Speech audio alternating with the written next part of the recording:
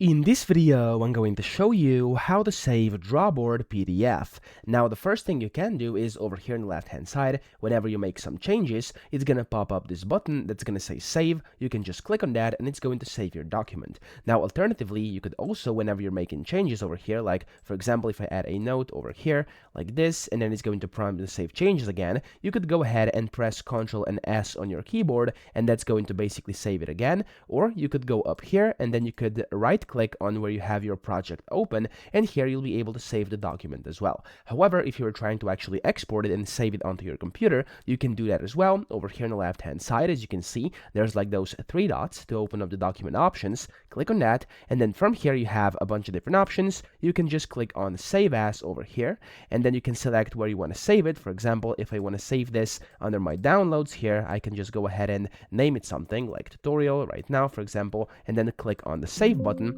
It's going to say it exists, so I have to apparently name this something different over here. There we go, save.